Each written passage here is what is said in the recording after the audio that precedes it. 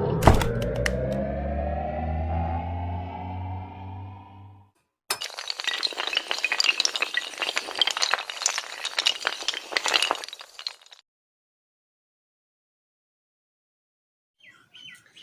दोस्तों, मैं आर के शर्मा आप लोगों को स्वागत करता हूं CJV क्लासेस इंस्टीट्यूट में।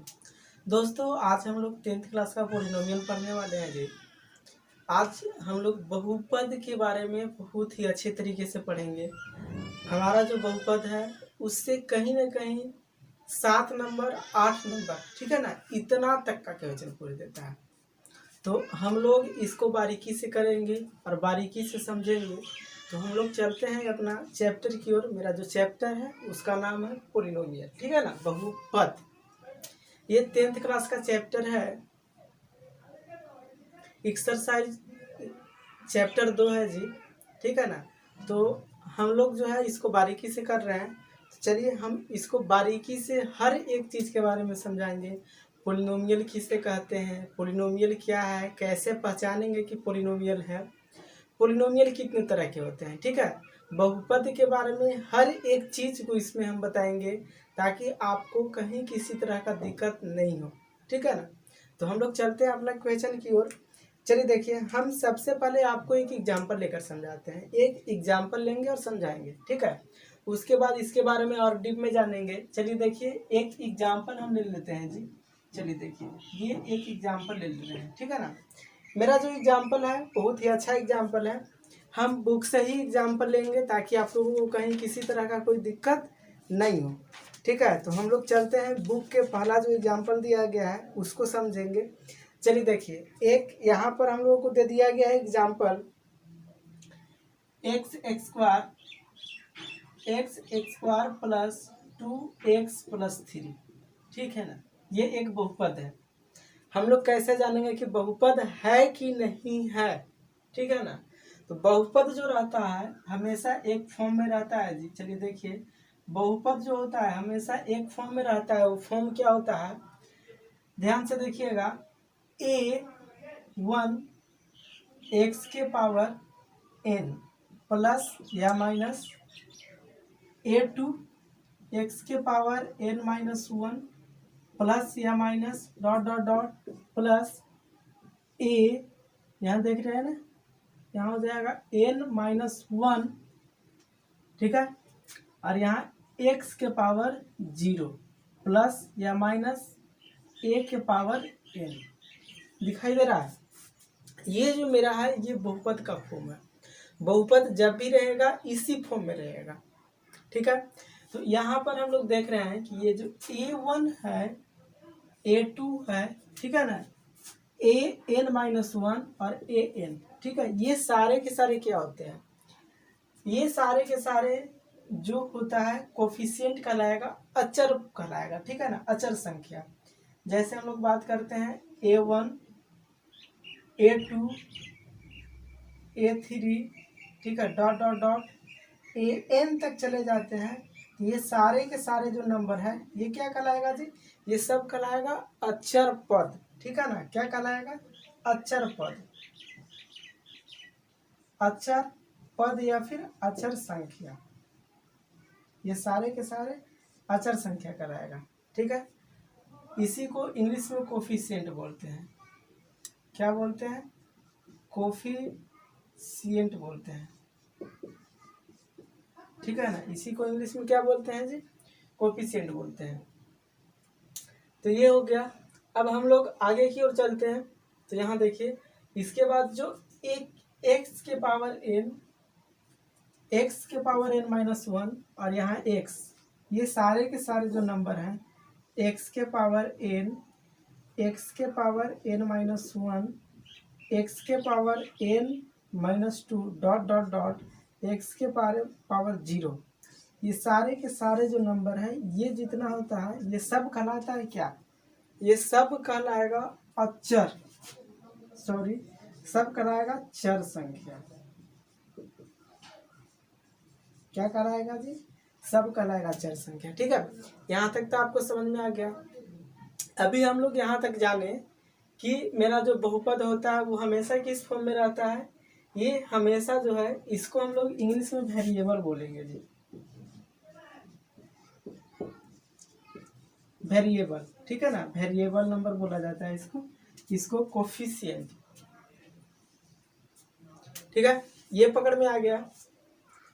अब हम लोग यहाँ से देखते हैं, ये ऐसा दिया हुआ रहेगा तो हम लोग समझेंगे कि क्या है, ये है पोलिनोमियल, ये है बहुपद, ठीक है। ऐसा जहाँ भी मिलेगा, इस फॉर्म में जहाँ भी मिलेगा, ये जो मेरा फॉर्म है यही फॉर्म कहलाएगा पोलिनोमियल, समझ में आया ना, यही फॉर्म कहलाएगा बहुपद। तो हम लोग इतना जान गए। अब हम लोग एग्जाम्पल को लेकर के चलते हैं और इसको बारीकी से समझते हैं कि आखिरकार पोलिनोमियल किसको कहा जाता है, किसको नहीं कहेंगे, कैसे हम लोग पहचानेंगे कि ये पोलिनोमियल है यानी कि बहुपद है, और कैसे हम लोग इसको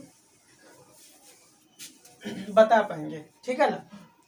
तो चलिए देखिए जी, यहाँ पर हम लोगों को क्या दिया हुआ है, x बार है ना, यहाँ 2x।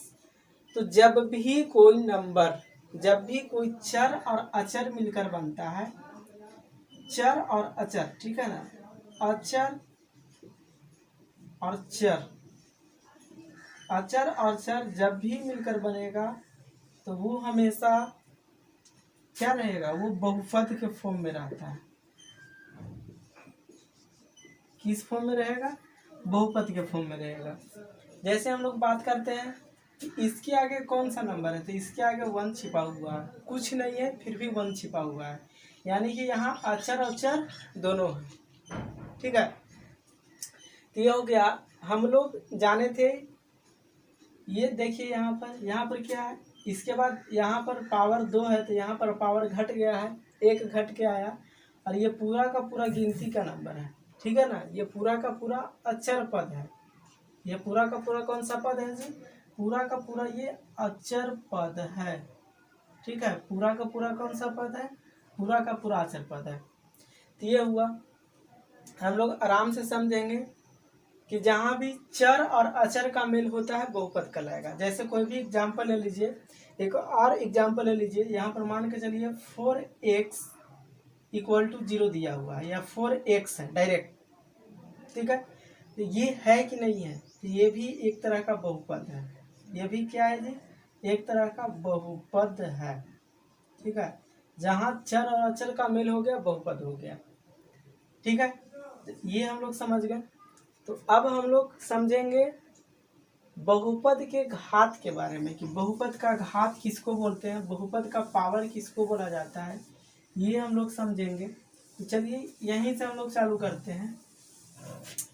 बहुपद में मैक्सिमम पावर जो होता है, मैक्सिमम जो घात होता है, ठीक है, मैक्सिमम जो नंबर होता है, चर का जो मैक्सिमम नंबर होता है, किसका जी, चर का, वही मैक्सिमम, चर का मैक्सिमम संख्या जो होता है, अधिकतम संख्या जो होता है, वही घात कहलाता है, बहुपद का घात। जैसे मान के चलिए यहाँ पर दिया हुआ है x³ + 4x² + 3, ठीक है। तो यहाँ पर हम लोग चर नंबर देखेंगे। चर कहने का मतलब कि ABCD का नंबर, ठीक है। चर नंबर कहने का मतलब कि ABCD, चर कहने का मतलब होता है, चर कहने का मतलब कि ABC, ऐसे तरह से XYZ, ABCD का नंबर, चर कहने का मतलब ABCD का नंबर, ठीक है। और अचर कहने का मतलब होता है गिनती का नंबर। अचर कहने का मतलब क्या हुआ जी, अचर कहने का मतलब हुआ गिनती का नंबर, गिनती की संख्या, ठीक है ना। अचर कहने का मतलब हुआ गिनती की संख्या। जैसे हम लोग एग्जाम्पल लेते हैं तो 1 हो जाएगा, 2 हो जाएगा, 3 हो जाएगा, इसी तरह से। ये बात पकड़ में आ गया, बात समझ में आ गया होगा। तो यहाँ पर चर अचर समझ में आ गया। तो यहाँ पर चर संख्या को देखेंगे कि चर कितना है, मैक्सिमम चर देखना है। तो यहाँ चर का पावर कितना, यहाँ कितना चर है, 3 चर है, ठीक है। यहाँ चर कितना, 2 चर, यहाँ कितना 3, यहाँ कितना, यहाँ कुछ नहीं है, यहाँ कुछ नहीं है। तो ये तो डायरेक्ट अचर पद हो गया, ये डायरेक्ट अचर पद हो गया। तो हमको चर पद को लेकर के चलना है। चर पद को जब तक नहीं देखेंगे, चर संख्या को जब तक हम लोग नहीं देखेंगे, तब तक हम लोग पावर यानी कि घात नहीं पहचान सकते हैं। तो यहाँ पर देख रहे हैं कि मैक्सिमम कितना है, मैक्सिमम 3 है। तो यहाँ पर अगर घात पूछ दिया जाएगा कि बहुपद का घात कितना है जी, यहाँ पर बहुपद का घात 3 हो गया। बहुपद का घात कितना है, बहुपद का घात 3 है। ठीक है, तो बहुपद के घात पहचानने में दिक्कत नहीं होगा। हम 1-2 एग्जाम्पल लेते हैं और आपको बता देते हैं कि बहुपद का घात कितना होगा, आप लोग खुद बताइएगा। ठीक है ना। यहाँ देखिए हम एक एग्जाम्पल ले रहे हैं जी। यहाँ देखिए ये एग्जाम्पल है मेरा 4x + 2। इसमें घात कितना है, आपको घात बताना है। क्या बताना है, घात। ठीक है, इसके बाद हम लोग एक और एग्जाम्पल लेते हैं 2y² - 3y + 4। इसमें घात कितना है, आपको घात बताना है। ठीक है ना। इसके बाद हम लोग चलते हैं 5x³ - 4x² - 4x² + x - √2। इसमें क्या करना है, इसमें भी घात बताना है। तो आपको समझ में आ गया होगा कि घात का सबसे सही तरीका क्या होता है, घात कैसे पहचानेंगे, पावर हम लोग कैसे पहचानेंगे। इसी घात को इंग्लिश में पावर बोला जाता है। क्या बोला जाता है जी, इंग्लिश में इसी को हम लोग पावर बोलते हैं। ठीक है, तो घात कैसे पहचानेंगे, हम लोग चर संख्या वाला को लेंगे, चर अचर जिसमें होता है। तो चर संख्या को पकड़ के देखेंगे, चर संख्या इसमें कितना चर संख्या है, केवल एक ही चर संख्या है। दिखाई दे रहा है ऊपर कुछ नहीं, कहने का मतलब कि एक, इसमें चर संख्या एक है और कहीं चर संख्या है नहीं। सबसे अधिक चर संख्या की संख्या कितना है, एक है, इसलिए यहाँ पर जो घात होगा मेरा 1 हो जाएगा। आया समझ में, ये तो समझ में आ गया।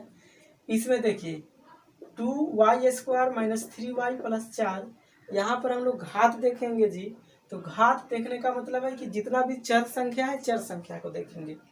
चर संख्या यहाँ है और चर संख्या यहाँ है ना, चर संख्या ये और चर संख्या ये है। देखिए यहाँ पर y कितना है, y 2 है, यहाँ पर y कितना है, कुछ नहीं, कहने का मतलब कि 1। ठीक है ना।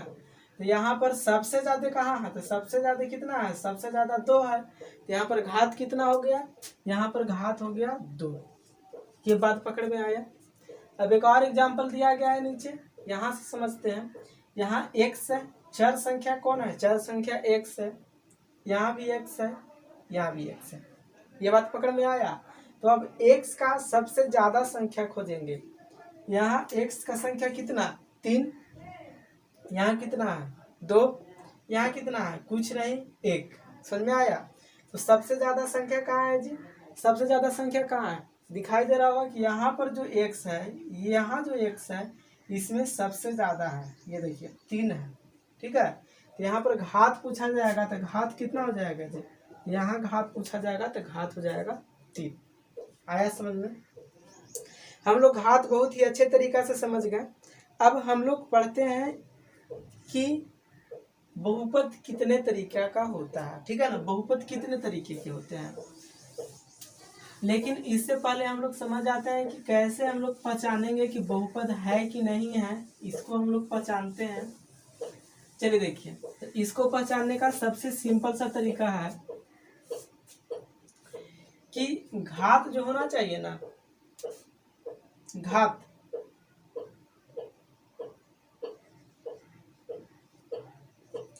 बहुपद का जो घात होता है वो हमेशा जो होगा गिनती का नंबर होगा। हमेशा क्या होगा जी, गिनती का संख्या। गिनती का संख्या रहेगा तभी बहुपद कहलाएगा, नहीं तो फिर बहुपद नहीं कहलाएगा। अगर गिनती का संख्या रहता है तभी बहुपद होगा, नहीं तो फिर बहुपद नहीं होगा। ये बात पकड़ में आया। क्या होना चाहिए, घात जो होना चाहिए हमेशा गिनती का नंबर होना चाहिए, तभी बहुपद होगा, नहीं तो बहुपद नहीं होगा। ये समझ में आया बात। तो हम लोग यहाँ पर एग्जाम्पल ले लेते हैं और उसके बाद हम लोग समझते हैं कि बहुपद है कि नहीं है। ठीक है ना। जैसे मान के चलिए एक यहाँ पर एग्जाम्पल दे देते हैं। चलिए देखिए, एक एग्जाम्पल है जी, यहाँ से देखते हैं। ये देखिए x√x+3, ये है मेरा एग्जाम्पल। अब इसको बताना है कि ये बहुपद है कि नहीं है। समझ में आ रहा है ना? इसको बताना है कि ये बहुपद है कि नहीं है। तो चलिए क्या देखते हैं यहाँ पर हमको ये जानना है कि बहुपद है कि नहीं है। तो कैसे जानेंगे? हम लोग सबसे पहले घात देखेंगे। तो ये यहाँ पर अगर घात निकालना हो तो इसी को हम लोग क्या लिख सकते हैं? इसी को लिख सकते हैं x के पावर 1/2। कैसे लिख सकते हैं? क्योंकि जो रूट अंडर है ये हटता है तो 1/2 पावर में चला जाएगा। तो यहाँ पर हो गया x के पावर 1/2 + 3। यहाँ पर हम लोग देखेंगे कि घात कितना है। घात यहाँ पर 1/2 आ रहा है, जो कि गिनती के फॉर्म में नहीं है। हम लोग कभी भी गिनती गिनते हैं ऐसे 1.5, 2.5, 3.5 ऐसे करके गिनती नहीं गिनते हैं। तो ये बहुपद नहीं है। हम क्या बताएं कि बहुपद होने के लिए जो घात है वो डायरेक्ट गिनती का नंबर होना चाहिए। ये गिनती का नंबर नहीं है, ठीक है ना? तो इसीलिए ये नहीं होगा। और एक एग्जाम्पल ले लेते हैं। चलिए एक और एग्जाम्पल यहाँ से लेकर के समझते हैं। एक और एग्जाम्पल देखिए, मान के चलिए यहाँ पर दे दिया गया है 1/x, ठीक है, 1/x+3। तो यहाँ पर हम लोग क्या होना चाहिए? बहुपद गिनती का संख्या होना चाहिए और पॉजिटिव होना चाहिए। गिनती का संख्या और क्या होना चाहिए जी? पॉजिटिव होना चाहिए, तभी होगा। तो इसको हम लोग क्या लिख सकते हैं? ये जो x है मेरा ऊपर जाएगा तो x के पावर -1 होगा ना? क्या होगा? ये x है, हम लोग पढ़े थे, हम लोग जानते हैं कि अगर ये 1/m होगा तो यहाँ पर हम लोग क्या लिख सकते हैं? m के पावर -1, ठीक है ना? ऐसे लिखा जाता है इसको। समझ में आया? तो यहाँ पर ये 1/x है, तो ये जब सही से ऊपर जाएगा तो x के पावर -1 हो जाएगा, ठीक है। x के पावर क्या होगा जी? x का पावर -1 हो गया। इसके बाद क्या हो गया? इसके बाद +3, यही होगा ना? यही होगा। तो अब यहाँ से हम लोग क्या करेंगे? अब हम लोग से यहाँ से करने वाले ये हैं कि इसको आप पहचानेंगे कि ये बहुपद है कि नहीं है। तो हम क्या बताएं? बहुपद हमेशा गिनती का नंबर होना चाहिए। तो ये जो -1 है वो गिनती का नंबर नहीं है, ठीक है। कभी भी हम लोग ऐसे नहीं गिनते हैं -1, -2, -3, ऐसे नहीं गिनती गिना जाता है। 1, 2, 3 गिना जाता है। तो ये कभी भी बहुपद नहीं होगा, ये बहुपद नहीं है। समझ में आया?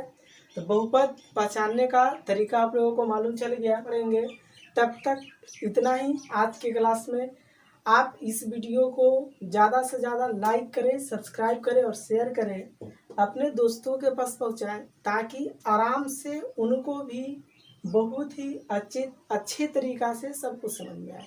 आराम से समझेंगे, धीरे धीरे समझेंगे, बारीकी में समझेंगे और डीप में समझेंगे, ठीक है। बहुत ही डीप तक हम लोग समझेंगे, कैसे, क्यों, किस लिए, ठीक है। एग्जाम्पल देकर समझाएंगे। तो आप इस वीडियो को ज़्यादा से ज़्यादा शेयर करें, लाइक करें और सब्सक्राइब करें, ताकि सभी लोगों को इसका प्रॉफिट लाभ हो सके, ठीक है। सभी लोग इस वीडियो का फ़ायदा उठा सकें। तो आज के लिए इतना ही। Thank you.